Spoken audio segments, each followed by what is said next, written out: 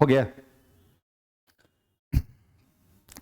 Hello बच्चा लोग, welcome to Pinnacle tutorial institute Bazar Samiti Patna.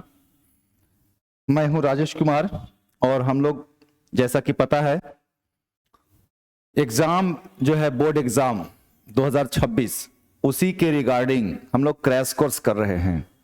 फिर से एक बात याद कर लीजिएगा, क्रैश कोर्स कर रहे हैं और बोर्ड के लिए कर रहे हैं, नो आलतू फालतू बकवास। ठीक है, तो चलिए हम लोग शुरू करेंगे।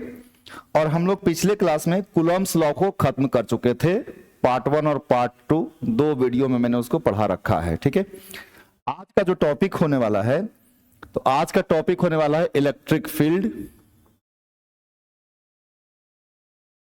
ठीक है, या इलेक्ट्रिक फील्ड इंटेंसिटी।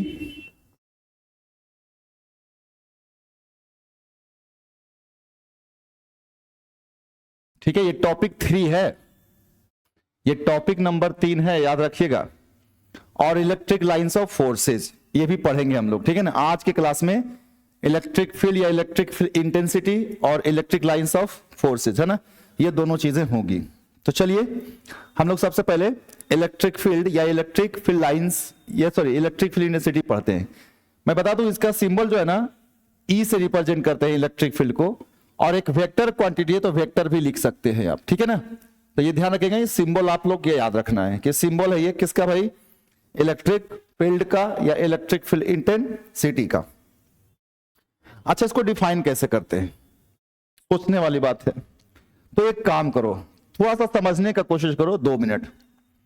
मैंने बोला कि मान लो यहां पे एक चार्ज था, ये चार्ज था Q1, और यहां पे एक चार्ज था, ये चार्ज था क्या चीज, Q2। ठीक है ना, तो आपको पढ़े होगे कूलम्ब्स लॉ में कि Q1 जो है ना Q2 पे फोर्स लगाता है और Q2 जो है Q1 पे फोर्स लगाता है। लेकिन ये सब बोलता क्या है कि Q1 और Q2 का डायरेक्ट इंटरेक्शन नहीं है। समझिएगा ध्यान से, Q1 और Q2 का डायरेक्ट इंटरेक्शन नहीं है, तो फिर क्या है, तो कूलम्ब्स लॉ जो है एक एक्चुअली में एक्सपेरिमेंटल कैलकुलेशंस है, लेकिन उसके पीछे लॉजिक जो है, फोर्स जो लग रहा है Q2 पे, वो किसकी वजह से लग रहा है, तो there is something around Q1 या ड्यू टू Q1। समझना ध्यान से, यानी कि there is something due to Q1 responsible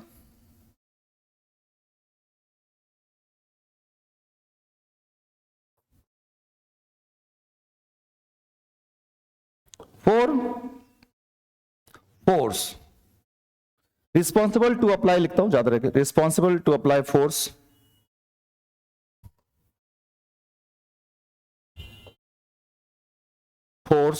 on Q2। ये जो Q2 पे फोर्स लगा रहा है कौन, Q1 इधर की तरफ या फिर इधर की तरफ, अट्रैक्टिव या रिपल्सिव, वो कुछ ऐसा क्वांटिटी है, कुछ ऐसा है जो इस पे फोर्स लगा रहा है, और वो जो समथिंग है that is nothing but the electric field, है ना। इसका मतलब ये जो Q2 पे जो फोर्स लग रहा है वो इस Q1 के कारण, या Q1 का इलेक्ट्रिक फील्ड है जो Q2 पे फोर्स लगा रहा था। इन सिमिलर वे ये भी तो Q1 पे फोर्स लगा रहा है। हाँ सर बिल्कुल, तो पक्का ये वाइस वर्सा, यानी Q2 का भी कुछ है यहां पे, पूरा ये स्पेस में कुछ तो है, there is something due to Q2 which apply force on Q1। तो वो जो समथिंग है, यानी Q1 लगा रहा है फोर्स Q2 पे और Q2 लगा रहा है फोर्स Q1 पे, वो कौन है जो फोर्स लगा रहा है, वो किसी चार्ज का इलेक्ट्रिक फील्ड है। समझ में आया बात को, क्यों, क्योंकि यहां चार्ज तो रेस्ट में है, और अगर चार्ज रेस्ट में है और फोर्स लग रहा है तो पक्का इलेक्ट्रिक फील्ड होगा। तो अब मैं यहां पे ये जो समझाया मैं, इसके बाद में डेफिनेशन लिखता हूं। तो क्या बोल रहा है, क्या है ना, समझना ध्यान से। मैं इलेक्ट्रिक फील्ड की बात कर रहा हूं, प्लीज समझना, मैं इलेक्ट्रिक फील्ड की बात कर रहा हूं, है ना, कि it is the vector strength of any charge, any given charge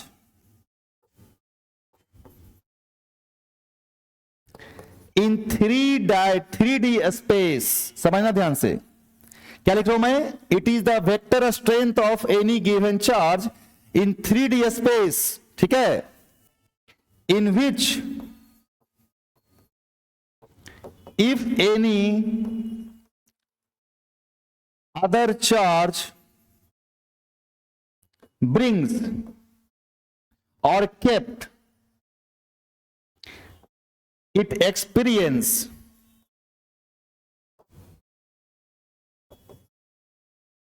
a force. experience a force किसके कारण? due to that vector strength, experience force.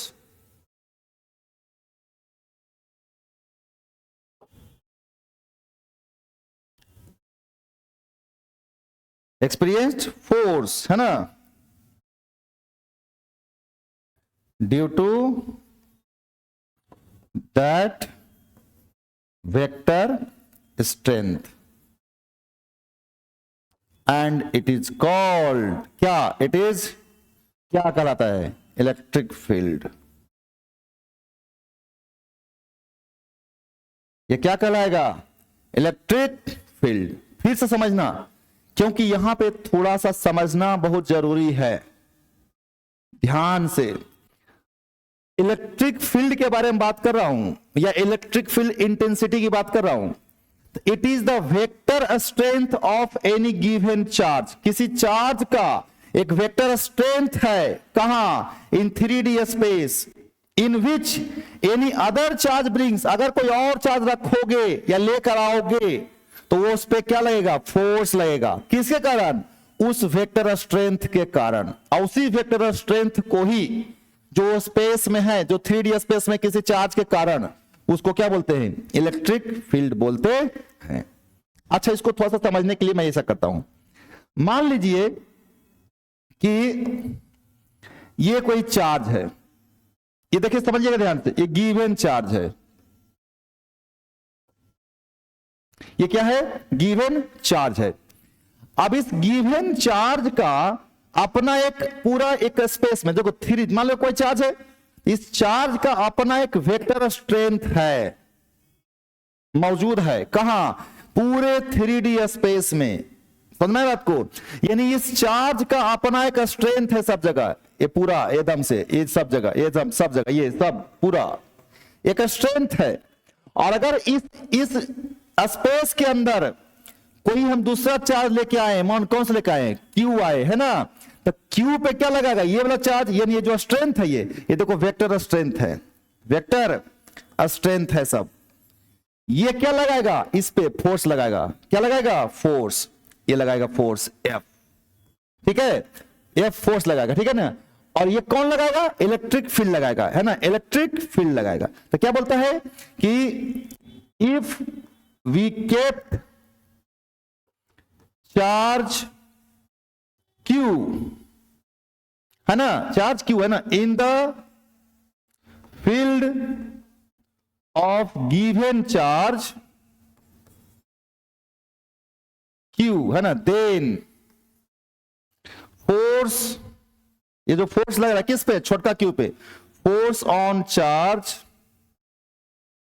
Q is given as F is equal to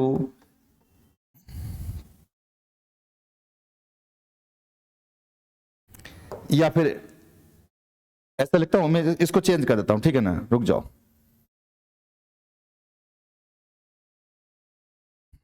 then देखो यार, if we kept a charge Q in the field of given charge Q, है ना, then force on Q is, या फिर रुक जाओ, इसको change ही करता हूं मैं, आसानी से लिख देता हूं, ठीक है ना. If we kept a charge Q in the field of given charge Q, है ना, and force on Q is F, then electric field is given as E बराबर एफ बटा क्यू। फिर से सुन लीजिएगा ध्यान से, फिर से सुन लीजिएगा। ये क्या है? ये स्ट्रेंथ है, वेक्टर स्ट्रेंथ है। किसका? ऑफ क्यू का। सुनिए ध्यान से, इलेक्ट्रिक फील्ड जो ई है, ये क्या है? ये इस चार्ज का गिवन स्ट्रेंथ है। अगर उस किसी क्षेत्र में, अगर उस क्षेत्र में हम कोई चार्ज क्यू लेके आते हैं तो ये चार्ज पे लगेगा फोर्स। ये फोर्स लगा, मान लो अगर एफ लगा, तो ये इलेक्ट्रिक फील्ड जो होगा यानी स्ट्रेंथ जो होगा वो क्या होगा? एफ बटा क्यू होगा। समझ में आया बात कि नहीं आया? बताइए मेरे को। बिल्कुल समझ में आना चाहिए। क्लियर है? बोलिए। अब बोलोगे सर इसका क्या मतलब? इसका मतलब ये है कि ये चार्ज रहे या नहीं रहे, सुनिएगा ध्यान से, ये वाला चार्ज रहे या नहीं रहे, इसका स्ट्रेंथ है ऑलरेडी, लेकिन बोलो सर ये चार्ज लाए क्यों? इसका स्ट्रेंथ को मेजर करने के लिए। तो यहां पर मैं लिखता हूं, क्या लिखूंगा समझना ध्यान से, कि to measure the strength of field, है ना, द मैग्नीट्यूड ऑफ छोटका क्यू, जो माप रहा है छोटका क्यू, क्यू है ना, शुड बी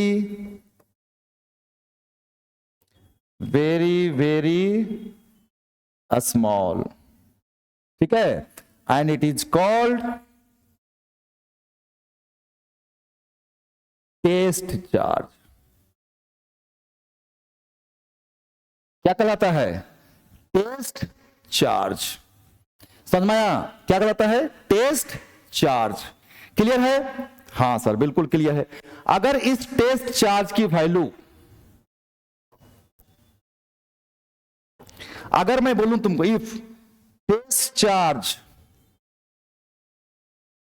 Q बराबर 1 कूलम ले लिया जाए, देन इलेक्ट्रिक फील्ड जो होगा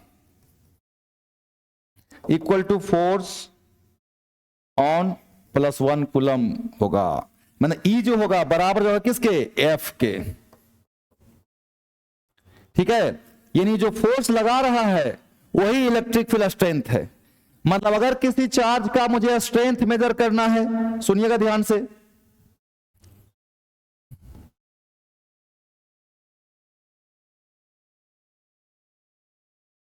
अगर किसी चार्ज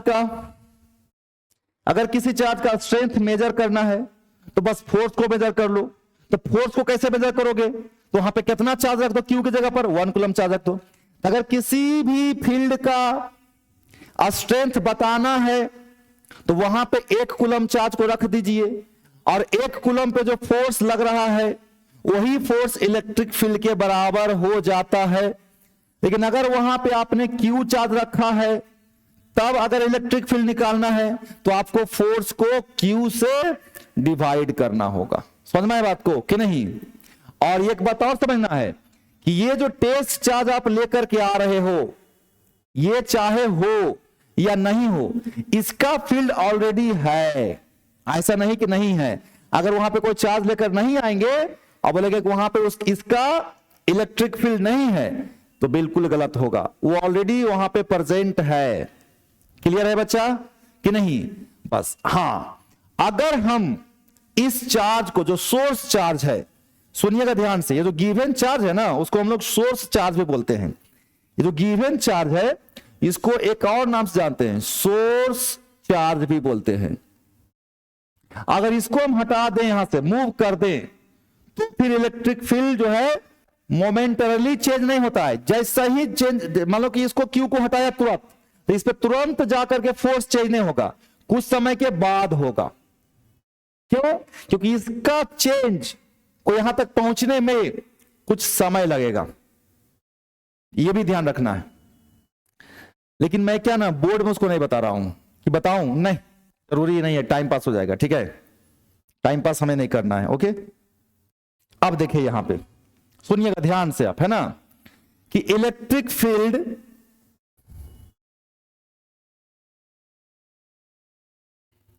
के बारे में हम लोग पढ़ रहे थे और इलेक्ट्रिक फील्ड का फॉर्मूला आया F/Q। हां सर बिल्कुल आया। अगर ये Q बचा, Q अगर पॉजिटिव है तो डायरेक्शन जो होगा इलेक्ट्रिक फील्ड का सेम एज फोर्स होगा। फोर्स का डायरेक्शन और इलेक्ट्रिक फील्ड डायरेक्शन अगर सेम होगा, समझ में, कब? जब चार्ज अगर पॉजिटिव होगा तो। लेकिन अगर मान लो Q की वैल्यू क्या रखा जाए, नेगेटिव, तो फिर जो फोर्स होगा वो इलेक्ट्रिक फील्ड उल्टा होगा। तो डायरेक्शन ऑफ E जो होगा, या डायरेक्शन ऑफ F लिखता हूं, फोर्स जो होगा वो अपोजिट होगा किसके? इलेक्ट्रिक फील्ड के। जैसे मान लीजिए यहां पे एक रीजन है, ये देखिए ये क्षेत्र है, ये यहां पे इलेक्ट्रिक फील्ड कितना है? E है। अगर इस इलेक्ट्रिक फील्ड में इधर की तरफ इलेक्ट्रिक फील्ड ऐसे है, इलेक्ट्रिक फील्ड, तो ऐसे है इलेक्ट्रिक फील्ड, समझना ध्यान से। ये एक क्षेत्र है और इस क्षेत्र में किसी चार्ज का कोई एक चार्ज हो सकता है, चाहे सरफेस चार्ज हो, चाहे वॉल्यूमेट्रिक चार्ज हो, चाहे पॉइंट चार्ज हो, कोई भी चार्ज होगा, उसका कुछ स्ट्रेंथ है E। और अगर यहां पे हम Q चार्ज रखते हैं, ये Q चार्ज रखते हैं, इस पे कैसा चार्ज है? अगर पॉजिटिव है तो इस पे जो फोर्स लगेगा वो इलेक्ट्रिक फील्ड के डायरेक्शन में होगा, यानी इधर होगा, ऐसे होगा फोर्स। समझ में बात को कि नहीं होगा? हाँ। अब देखो यहां पे फोर्स कैसे निकलेगा? फोर्स, तो फोर्स कितना आएगा? तो force F on charge Q in the field E। अगर E फील्ड में फोर्स निकालना तो क्या लिखेंगे? फोर्स बराबर Q इंटू E लिख देंगे। बोलो हाँ या ना? फोर्स के जगह पर क्या लिख देंगे? Q into E। क्यों? क्योंकि इलेक्ट्रिक फील्ड क्या होता है? फोर्स बटा चार्ज। तो फोर्स क्या हो जाएगा? इधर गुना हो जाएगा ये, तो Q इंटू E हो जाएगा। अब दोनों सेम डायरेक्शन में होगा, सेम डायरेक्शन में होगा। लेकिन अगर चार्ज कैसा रहे? निगेटिव रहे। चार्ज कैसा हो? अगर निगेटिव हो, जैसे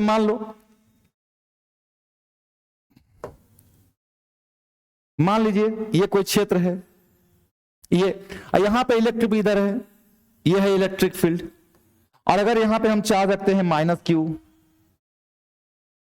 तो अगर ये -Q चार्ज है तो इस पे जो फोर्स होगा वो क्या होगा पता है? Opposite to electric field. तो इलेक्ट्रिक फील्ड का उल्टा होगा, इधर होगा, ऐसे होगा इलेक्ट्रिक फोर्स। समझ में आया? ऐसे होगा फोर्स। ठीक है, वैल्यू कितना होगा देखो ध्यान से, तो Q इंटू E ही होगा, Q इंटू E होगा वैल्यू, लेकिन डायरेक्शन अपोजिट हो रहा है, डायरेक्शन अपोजिट हो रहा है। समझ में आ रहा है बात को कि नहीं आ रहा है? हाँ सर बिल्कुल आ रहा है। अब मैं यहां पे बात कर रहा हूं unit of electric field, unit of electric field. अच्छा, इसको पता है एक और किस नाम से जानते हैं? इसको बोलते हैं इलेक्ट्रिक फील्ड इंटेंसिटी।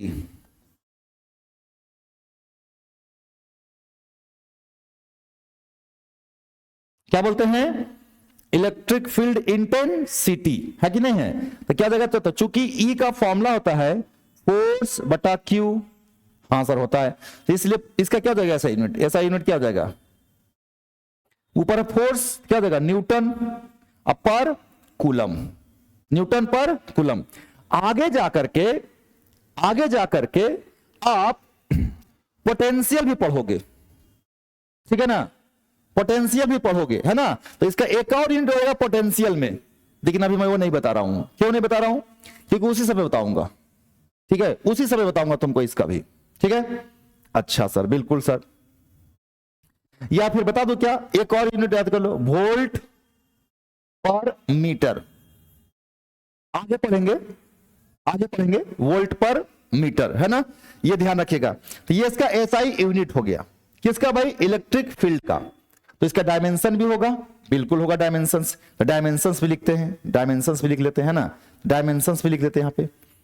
चलिए जी, है ना, dimension of electric field.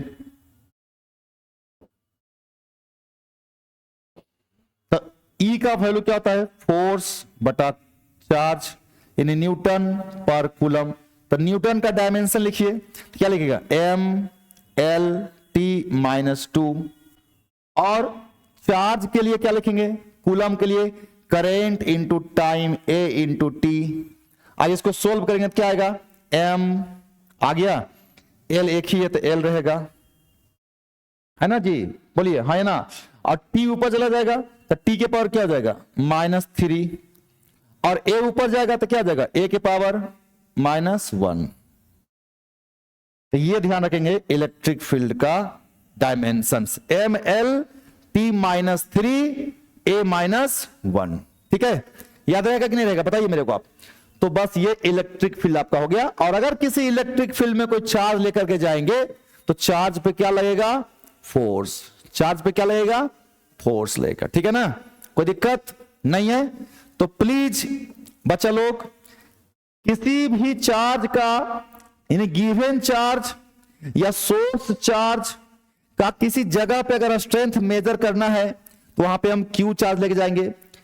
Q का वैल्यू मैग्नीट्यूड इतना छोटा होना चाहिए कि इसका इफेक्ट इस पे नहीं जाए, यानी ये एक्चुअली में गुप्तचर होना चाहिए, स्पाई होना चाहिए, समझ में आया कि नहीं, ताकि वो अपना प्रेजेंस, अपना इफेक्ट सोर्स चार्ज को महसूस ना होने दे, लेकिन उसका ताकत, उसका स्ट्रेंथ ये टेस्ट चार्ज मेजर कर ले, टेस्ट कर ले, समझ में आया, ये बात बिल्कुल समझ में आ गया होगा, दुरुस्त वे में समझ में आ गया होगा ना। तो यही डेफिनेशन है इलेक्ट्रिक फील्ड का और इलेक्ट्रिक फील्ड इंटेंसिटी का, ये आपको ध्यान रखना है। चलिए ठीक है, आगे बढ़ते हैं। अब देखो क्या है ना कि हम बात करेंगे electric field intensity at any point due to given charge.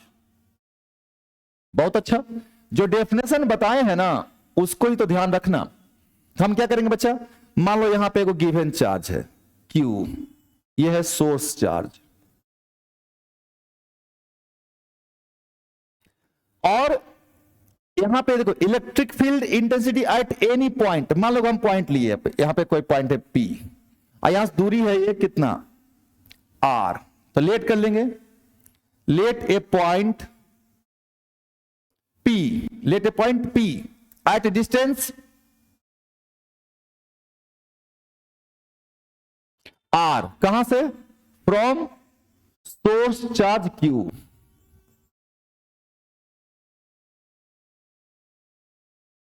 Q coulomb ले लूं, चलो Q कूलम ले लिया है ना, Q कूलम इसको ले लेते हैं, ठीक है। अच्छा अब हम क्या करेंगे, तो वी पुट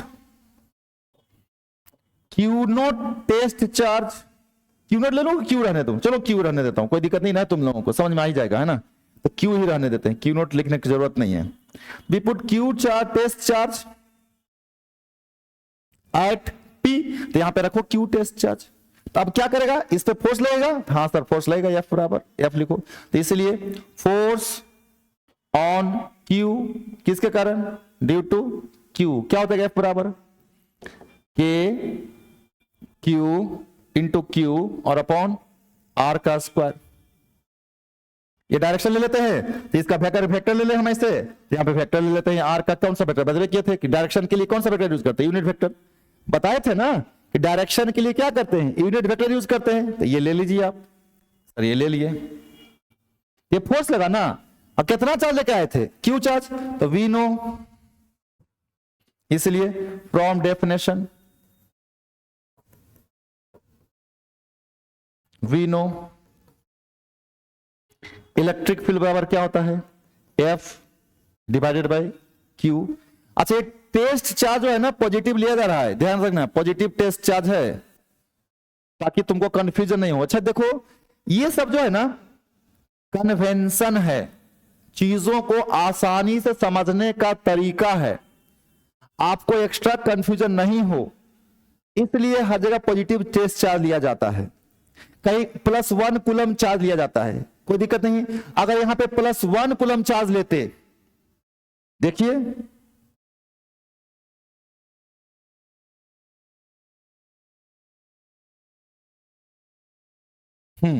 अगर कूलम को, ये देखो कूलम लिखा हुआ था, थोड़ा सा ई लिखा गया है, ये कूलम है। अगर तेज चार्ज क्यूब है वो +1 कूलम लेते तो पता है क्या होता, +1 कूलम लेने पे, +1 कूलम लेने पे क्या होता पता है, जो इलेक्ट्रिक फील्ड था वो फोर्स के बराबर होता, यानी जो फोर्स लगता वही फोर्स इलेक्ट्रिक फील्ड के बराबर है। लेकिन अगर मान लो क्यू हम तेज चार्ज लिए हैं, तब जो इलेक्ट्रिक फील्ड होगा वो फोर्स बटा क्यू के बराबर होगा। तो ये आपका चॉइस है कि आप क्यू तेज चार्ज रखना चाहते हो कि +1 कूलम रखना चाहते हो, है ना। तो ये आपका चॉइस रहेगा। लेकिन ज्यादातर आगे जब पढ़ेंगे, जैसे डायपोल के कारण निकालेंगे इलेक्ट्रिक फील्ड, चार्ज सिस्टम के कारण निकालेंगे इलेक्ट्रिक फील्ड, या डिस्ट्रीब्यूटेड चार्ज के कारण निकालेंगे इलेक्ट्रिक फील्ड, तो वहां पे क्यू टेस्ट चार्ज के जगह पे +1 कूलम चार्ज रखेंगे और वो जो फोर्स आएगा वो फोर्स ही इलेक्ट्रिक फील्ड के बराबर हो जाएगा। ठीक है ना। तो ये अपना चॉइस का मामला है भाई कि आप कैसे उसको बना सकते हैं। ठीक है। तो यहां पे बच्चा हम जो बोल रहे हैं कि हम electric field intensity at any point due to given charge, किसी गिवन चार्ज के कारण किसी पॉइंट पे इलेक्ट्रिक फील्ड इंटेंसिटी बता रहे हैं। तो भाई हमने क्या किया, यहां पे क्यू चार्ज रखा पॉइंट पी पे आर दूरी पे, और हमने फोर्स निकाला।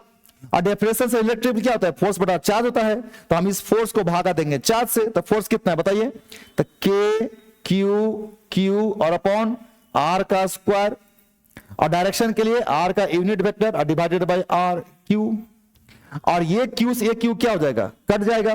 तो सीधे सीधे हमारा आंसर आ जाएगा। इसलिए electric field at point P, electric field कहां पे, पी पे, कितना दूरी पे, आर दूरी पे, कहां से, सोर्स चार्ज से। यानी जो ई निकाल रहे हैं, इलेक्ट्रिक फील्ड जो निकाल रहे हैं, ये किसका इलेक्ट्रिक फील्ड है, ये किसका स्ट्रेंथ है, किसका वेक्टर स्ट्रेंथ है, तो सर ये सोर्स चार्ज का वेक्टर स्ट्रेंथ है। कितना है भाई, तो क्यू कट गया, क्या आया, के क्यू और अपॉन आर का स्क्वायर और आर का यूनिट वेक्टर, ये हो गया हमारा। अगर इसका वैल्यू निकालोगे, सिर्फ वैल्यू से मतलब है, तो आएगा के इंटू क्यू और अपॉन आर का स्क्वायर। तो किसी भी पॉइंट पे आर दूरी पे, सुनना ध्यान से, किसी चार्ज का इलेक्ट्रिक फील्ड या वेक्टर स्ट्रेंथ आर दूरी पर कितना होता है, के क्यू बाई आर स्क्वायर होता है। यानी कि पॉइंट चार्ज के कारण जो इलेक्ट्रिक फील्ड है वो 1/r स्क्वायर के प्रोपोर्शनल होगा। क्या होगा, 1/r स्क्वायर के प्रोपोर्शनल होता है। याद रहेगा, क्यों नहीं याद रहेगा, बिल्कुल याद रहेगा भाई, क्या दिक्कत है। यानी अगर मैं तुमको बोलूं, अगर मैं आपको बोलूं कि ये इनफाइनाइट चला जाए, अगर मान लो एक क्यू है और ये दूरी चला जाए कहां पे, इन्फिनिटी पे चला जाए, आर बराबर क्या होता है, इन्फिनिटी, तो इलेक्ट्रिक फील्ड जो हो जाएगा इन्फिनिटी पे, वो कितना हो जाएगा, 0 हो जाएगा। यानी कि किसी भी चार्ज का, ये मैं लगभग लिखता हूं, किसी भी चार्ज का electric field strength 3D space mean उस चार्ज के चारों तरफ कहां तक फैला होता है, इनफाइनाइट तक फैला होता है। उस इनफाइनाइट तक में कोई भी तुम चार्ज लेकर के आओगे, वो इस इलेक्ट्रिक फील्ड को महसूस करेगा।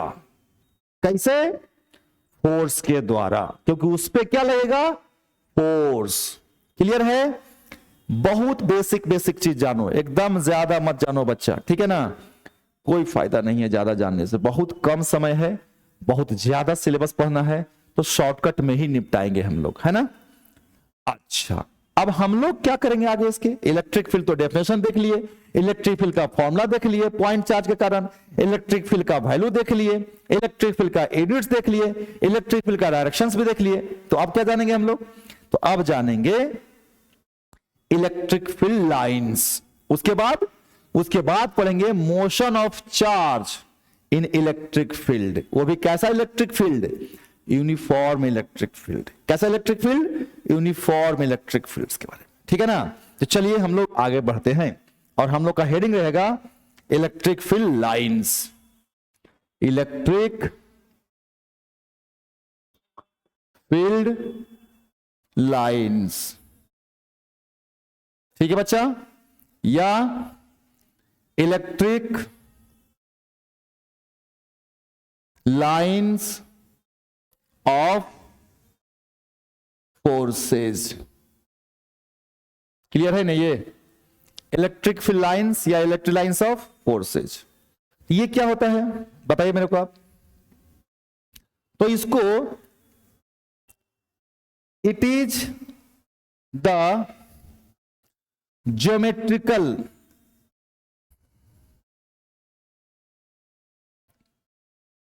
Representation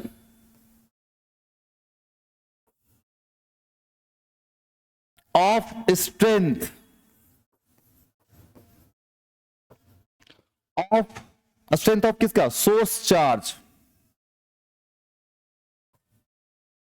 in 3D space. अच्छा, इसको ना ग्राफिकल भी कहीं कहीं लिखा रहता है तो कंफ्यूज मत होइए, रिप्रेजेंटेशन है ना 3D स्पेस में, ठीक है ना। यानी क्या है कि इलेक्ट्रिक फील्ड लाइंस जो है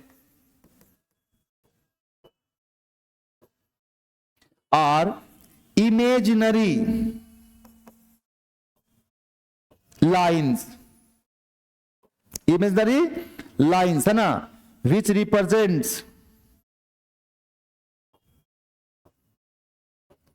the strength of charge in 3D space. Space, ठीक है, 3D स्पेस, ठीक है।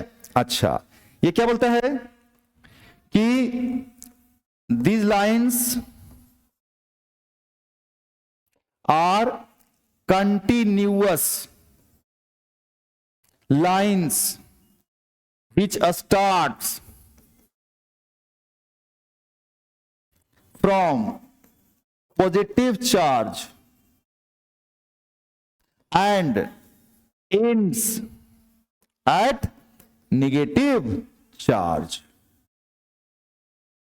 समझिएगा ध्यान से, ये एक ऐसा लाइन है जो इमेजिनरी होता है, दिखाई नहीं देता है, लेकिन आप उसको ग्राफ के थ्रू, ज्योमेट्री के थ्रू समझ सकते हो, महसूस कर सकते हो, एक कन्वेंशनली ड्रॉ कर सकते हो लाइंस के फॉर्म में। मतलब ऐसा आप इमेजिन कर सकते हो कि ऐसा कुछ लाइंस होगा जो किसी चार्ज के स्ट्रेंथ को रिप्रेजेंट करता होगा, बस इतना समझ सकते हैं आप, ठीक है। और ये भाई स्टार्ट होता है पॉजिटिव चार्ज से और खत्म होता है नेगेटिव पे, यानी कि पॉजिटिव चार्ज से लेकर के नेगेटिव चार्ज तक ये कंटिन्यूअस लाइन होगा, बीच में कहीं भी नहीं टूटेगा। क्लियर है ये बात? फिर से सुन लीजिएगा, ये पॉजिटिव चार्ज पे स्टार्ट होगा, खत्म होगा नेगेटिव चार्ज पे, और उसके बीच में ये कंटिन्यूअस लाइंस होगा, ठीक है। तो ये है डेफिनेशन किसका भाई? इलेक्ट्रिक फील्ड लाइंस का। क्लियर है? बोलिए हाँ या ना। अब आपको मैं क्या बताता हूं जो समझिएगा। अगर मान लो, है ना, ये देखिए क्या है कि अगर मान लो if electric field lines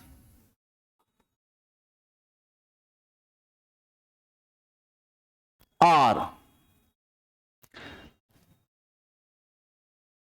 distributed, है ना, आर है ना equally spaced, equally spaced, then it is called uniform electric field।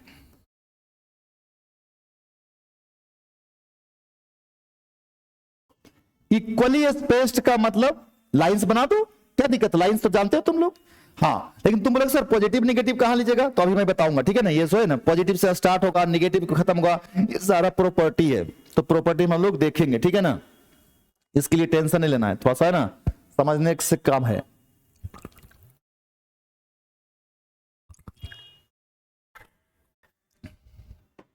तो देखिए, तो अगर मैं बालू देखो ऐसे मान लो ये आपने इक्वली स्पेस्ड, बराबर बराबर दूरी पे इस तरह से लाइंस बनाया, देखिए ऐसा,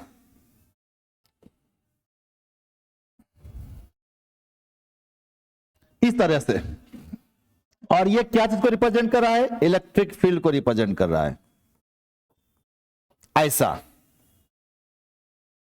ये है इलेक्ट्रिक फील्ड लाइंस, ठीक है ना। तो यहां पे ये यूनिफॉर्म इलेक्ट्रिक फील्ड कैसे पता चलेगा भाई? अगर मुझे यूनिफॉर्म इलेक्ट्रिक फील्ड दिखाना है तो कैसे पता चलेगा? दिखाएंगे कैसे? लिख देंगे एक तो इलेक्ट्रिक फील्ड यूनिफॉर्म है, लेकिन अगर मुझे शो करना है, नजर आना चाहिए, तो फिर तो हमें लाइंस बनाना पड़ेगा ना। तो हमने ऐसा इमेजिनरी लाइंस, ऐसा सोचा कि ऐसा कुछ लाइन रहता होगा जिसका मतलब कि इस जगह पे, इस स्पेस में जो इलेक्ट्रिक फील्ड है वो यूनिफॉर्म है, बराबर है, हर जगह एक जैसा है, एक समान।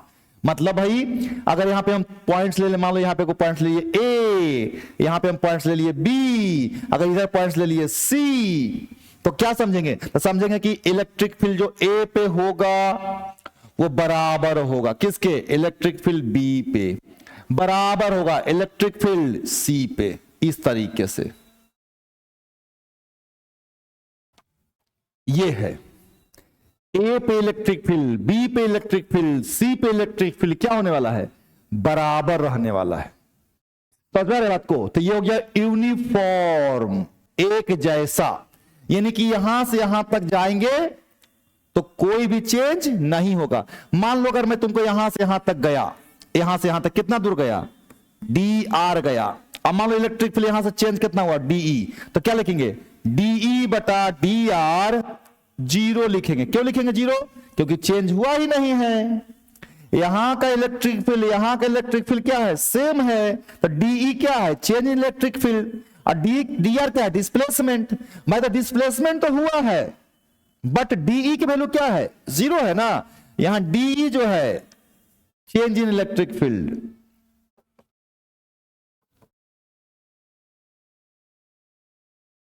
जीरो है, चेंज ही नहीं हुआ।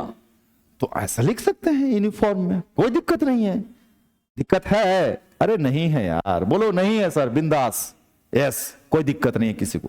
तो अगर इलेक्ट्रिक फील्ड लाइंस आपका इक्वली स्पेस्ड हो तो उसको हम लोग यूनिफॉर्म इलेक्ट्रिक फील्ड के नाम से जानते हैं। और अगर इक्वली स्पेस्ड नहीं हो तो नॉन यूनिफॉर्म इलेक्ट्रिक फील्ड हो गया, है ना। यानी क्या लिखेंगे कि if electric field lines are not equally spaced, तब क्या होगा? Then it is non-uniform electric field. Non-uniform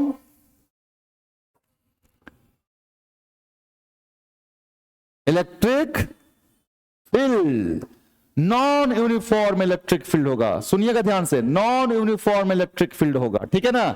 जैसे एग्जांपल समझो, मान लो ऐसा बनाए हम, इस तरह से बनाए हम, इस तरह से बनाए हम, इस तरह से बनाए हम, ओके ओके ओके, इस तरह से बनाए हम, इस तरह से बना दिए, कुछ ऐसा दिखा दिए, है कि नहीं है? बिल्कुल दिखा सकते हैं, कोई दिक्कत नहीं है। ऐसे जा रहा है, ऐसे जा रहा है, ऐसे चला गया, ऐसे सीधा चला गया, इस तरह से चला गया, अरे कैसे दिखाओ तुम, कोई दिक्कत नहीं है। तो सर बताइए कि अब इस जगह पे बात करेंगे, ये इलेक्ट्रिक फील्ड लाइंस हम बना रहे हैं इस तरह से, तो देखिए यहां पे जो गैप है ना कम है, लेकिन यहां पे गैप क्या हो जा रहा है? बढ़ जा रहा है। यानी गैप क्या हो जा रहा है? बढ़ जा रहा है। तो यहां पे अगर पॉइंट ए है और यहां पे अगर पॉइंट बी है, तो जहां पे गैप नजदीक नजदीक है, यानी लाइंस नजदीक नजदीक है, मतलब उसका जो ताकत है, उसका जो स्ट्रेंथ है वो ज्यादा है।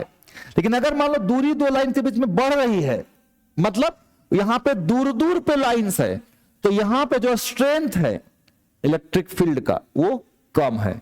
तो मतलब कि इलेक्ट्रिक फील्ड जो पॉइंट ए पे है वो ज्यादा है किससे? इलेक्ट्रिक फील्ड बी से।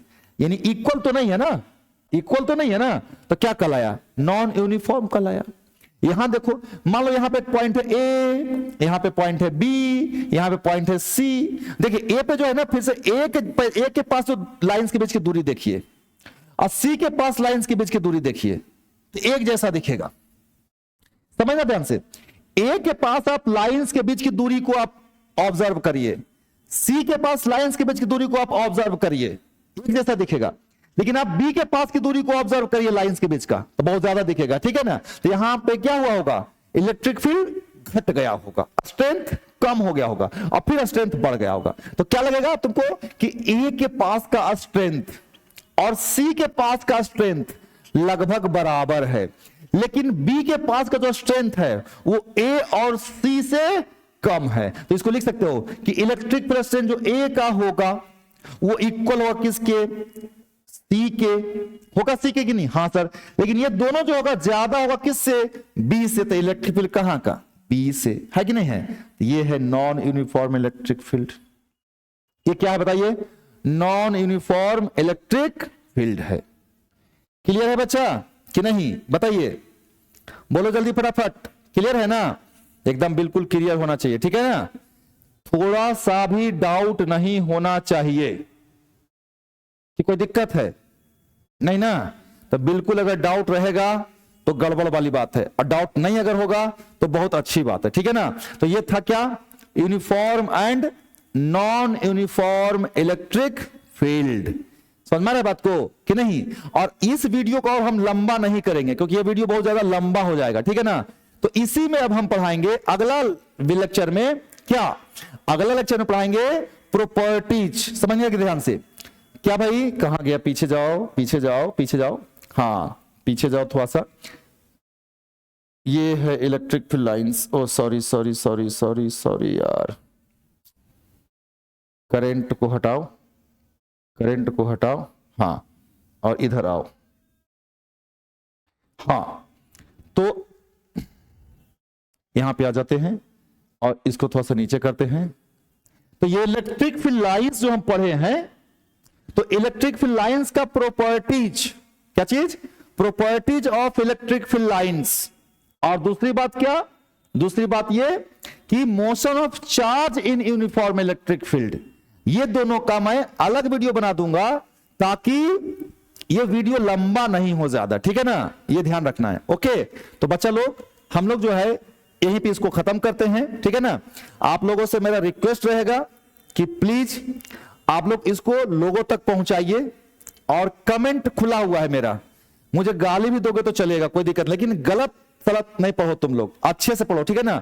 और मैं बार बार बोल रहा हूं, ये बोर्ड लेवल में पढ़ा रहा हूं, मैं जेई नीट लेवल नहीं पढ़ा रहा हूं यहाँ पे, ठीक है ना, बोर्ड लेवल पढ़ा रहा हूं, है ना। तो हम बोर्ड लेवल की ही बात करेंगे और उतनी ही बात करेंगे और उसी लैंग्वेज में बात करेंगे जो आसान से आपको समझ में आ जाए और आप एग्जाम में अच्छे से लिखो, ठीक है ना।